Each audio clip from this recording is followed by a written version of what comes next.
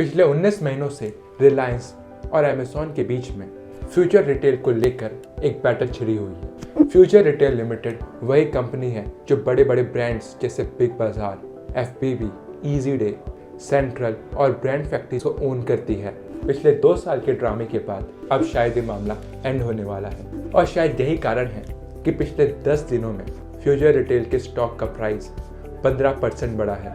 अगर आपको इस कहानी के बारे में कुछ भी नहीं पता तो चलिए इस कहानी को एक बार हम रिकैप कर लेते हैं। यूं तो फ्यूचर रिटेल को पैसे की तंगी काफ़ी सालों से चल रही थी, लेकिन 2020 में कोविड लग गया और इस समस्या काफ़ी बड़ी बन गई। कोविड की फर्स्ट और सेकेंड वेव की वजह से इसका डेट काफ़ी बढ़ गया, इसका कर्ज बहुत ज़्यादा हो गया था और साथ ही साथ कोविड की रिस्ट्रिक्शंस की वजह से इसके स्टोर्स की परफॉर्मेंस भी काफ़ी गिर गई। उसके एम्प्लॉयज़ डरे हुए थे कि उनका क्या होगा, उनकी नौकरी चली जाएगी और बड़े बड़े लैंडर्स डरे हुए थे कि अगर फ्यूचर रिटेल ने कुछ नहीं किया तो उनका सारा पैसा डूब जाएगा। और जब इस सारी टेंशन चल रही थी तब रिलायंस एक एंजल के रूप में आया और उसने फ्यूचर रिटेल को प्रॉमिस किया कि मैं तुम्हें 25,000 करोड़ में खरीद लूँगा।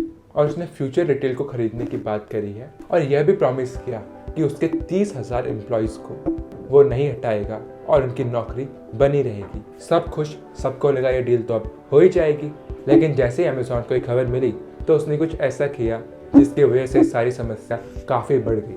अमेज़न की शिकायत ये थी कि फ्यूचर रिटेल बिना अमेज़न के कंसेंट के अपना एक बहुत बड़ा हिस्सा रिलायंस को बेचने वाला था। उनकी बात में दम था क्योंकि अमेज़न ने 1400 करोड़ की पहले ही फ्यूचर कूपन्स के साथ एक डील कर दी थी।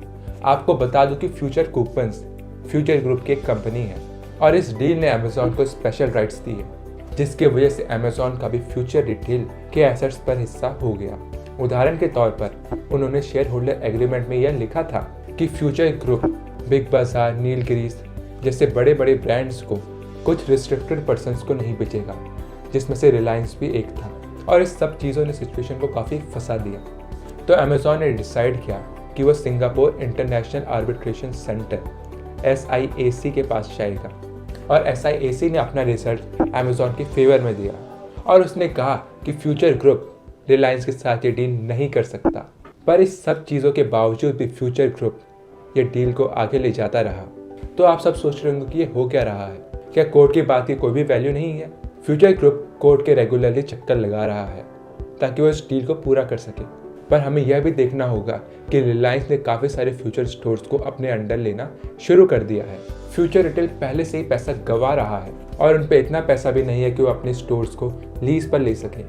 इसलिए रिलायंस ने काफ़ी सारे स्टोर्स की लीज अपने नाम पर खरीद ली है और फ्यूचर ग्रुप को अलाउ किया कि वो अपने स्टोर्स को वहाँ पे कंटिन्यू कर सकते हैं। रिलायंस के पॉइंट ऑफ व्यू से बहुत इंपॉर्टेंट था क्योंकि अगर फ्यूचर के स्टोर्स बंद होते रहे तो उनके पास एक्वायर करने के लिए कुछ बचेगा ही नहीं। इसलिए वह यह सब कुछ कर रहा है।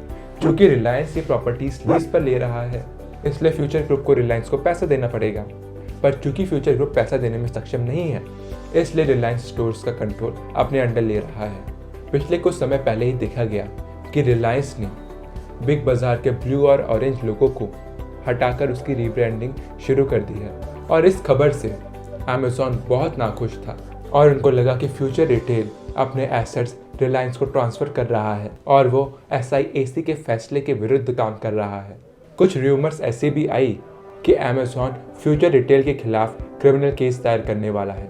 इस पूरे घटना से सब लोग अब तक थक चुके हैं। रिपोर्ट्स का कहना है कि रिलायंस और अमेज़न अब बातचीत करने के लिए तैयार हो चुके हैं। इसलिए सुप्रीम कोर्ट ने इस केस की डेडलाइन 15 मार्च तक एक्सटेंड कर दी है और इस पूरे केस में इन्वॉल्व सभी एंटिटीज़ को मिलकर एक सोल्यूशन निकालने के लिए बोला है। लेकिन अगर कोई भी कंसेंसस नहीं निकलता तो फ्यूचर ग्रुप इवेंचुअली बैंकरप्ट हो जाएगा और इसकी वजह से हज़ारों लोगों की नौकरियां चली जाएंगी और बैंकों का 9,000 करोड़ से ज़्यादा का कर्ज NPA डिक्लेयर हो जाएगा। लेकिन अगर ये डील हो जाती है तो शेयर होल्डर्स के पास फ्यूचर ग्रुप के नॉन रिटेल एसेट्स बचेंगे, जैसे फ्यूचर एंटरप्राइजेस और फ्यूचर कंज्यूमर लिमिटेड। तो ये था पूरा एनालिसिस फ्यूचर ग्रुप और रिलायंस की डील का। आशा आपको वीडियो से कुछ नई जानकारी मिली होगी। अगर वीडियो पसंद आई हो तो वीडियो को लाइक और चैनल को सब्सक्राइब अवश्य करिए। धन्यवाद।